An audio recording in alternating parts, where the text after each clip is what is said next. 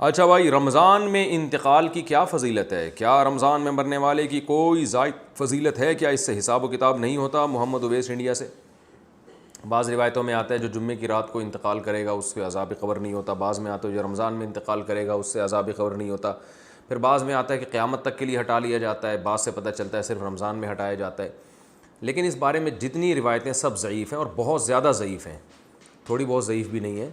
تو بعض علماء نے دیکھا کہ چلو روایتیں ہیں، اللہ کی رحمت سے امید کی جا سکتی ہے کہ بخشش ہو جائے گی، لیکن حقیقت جو ہے نا دلائل کی قوت کی روح سے ان روایتوں میں جان نہیں ہے۔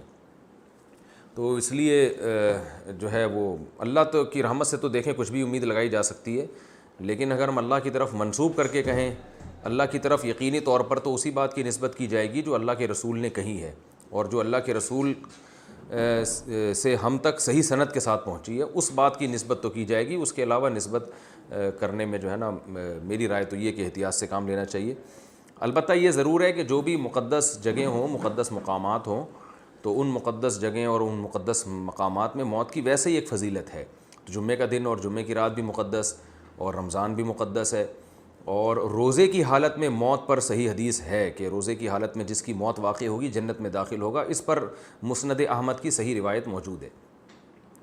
تو اور رمضان میں اگر کوئی کسی کی موت واقع ہوتی ہے تو ہم اللہ کی رحمت سے امید کر سکتے ہیں کہ اس پر رحمت زیادہ ہوگی، جیسے مدینہ میں موت ہے، مکہ میں موت ہے، یا جنت البقیع میں دفن ہونا، یہ سب فضیلت والی چیزیں تو اللہ کی رحمت سے امید کی جا سکتی ہے۔ لیکن یاد رکھیں تمام احادیث کو اور قرآن کی آیات کو جمع کر کے فیصلہ کیا جاتا ہے۔ اگر ہم قرآن کی بہت ساری آیتوں کو اور احادیث کو سامنے رکھتے ہیں تو اصل بخشش کا مدار عمل پر ہے، کسی خاص ٹائم پہ مرنا یا کسی خاص حالت میں مرنا اس پر اصل مدار نہیں ہے۔ اس کی وجہ سے اللہ کی رحمت آ سکتی ہے، صغیرہ گناہ معاف ہو سکتے ہیں، کبیرہ گناہوں کے لیے قرآن میں اور احادیث میں جگہ جگہ یہی مضمون ہے کہ ان کے لیے توبہ ضروری ہے۔ یہ اس لیے کہہ رہا ہوں کہ بعض دفعہ لوگ کوئی بہت بڑا کھلے عام گناہ گار ہوتا ہے، کھلے عام بدماشی کر رہا ہوتا ہے، ظلم کر رہا ہوتا ہے، رمضان میں مر جاتا ہے تو ہم اس کو جنت میں پہنچا دیتے ہیں۔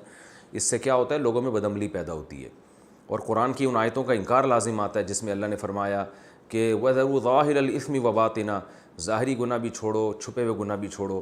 إِنَّ الَّذِينَ يَكْسِبُونَ الْإِثْمَ، جو لوگ گناہ کماتے ہیں، سَيُجْزَوْنَ عَنْ قَرِيب، ان کو بدلہ دیا جائے گا۔ تو اللہ نے یہ نہیں کہا جو گناہ کماتے ہیں ان کو سزا ملے گی بشرطے کہ وہ شوال میں فوت ہوں یا رمضان میں نہ ہوں، ایسا کچھ نہیں ہے۔ اصل قانون یہی ہے۔ باقی جو روایات میں آتا ہے کہ روزے کی حالت میں موت واقع ہوئی تو مبارک موت ہے، عبادت کرتے ہوئے دنیا سے جا رہا ہے، تو اللہ سے امید کی جا سکتی ہے۔ لیکن اصول اور ضابطہ بہرحال یہی ہے کہ جب تک گناہوں سے توبہ نہیں کرے گا بخشش نہیں ہوگی۔ تو اس میں صغیرہ گناہ مراد ہوتے ہیں۔ دخل الجنہ کا مطلب یہ کہ اس کے اگر صغیرہ گناہ جو بہت کثرت سے تھے، رکاوٹ بن رہے تھے، تو اللہ اس کو صغیرہ گناہوں کو معاف کر کے جنت میں داخل کر دے گا، یہ اللہ سے امید ہے۔ تو خلاصہ یہ نکلا کہ روزے کی حالت میں موت اگر ہوتی ہے تو اس کی فضیلت تو صحیح حدیث میں واقع ہوئی ہے۔ خاص رمضان میں موت واقع ہونا یا جمعے کی رات کو موت واقع ہونا، اس کی فضیلت کسی صحیح حدیث میں نہیں ہے، نہ لیلۃ القدر میں موت کی فضیلت کسی صحیح حدیث میں ہے۔ لیکن یہ ویسے شریعت میں ایک بات ثابت ہے کہ فضیلت والے دن یا فضیلت والی رات میں انتقال میں اللہ کی رحمت کی امید کی جا سکتی ہے۔ البتہ بعض علماء دوسری طرف بھی گئے ہیں، تو اختلافی مسئلہ ہے، جس عالم کی رائے زیادہ سمجھ میں آتی ہے اس کو فالو کر لینا چاہیے۔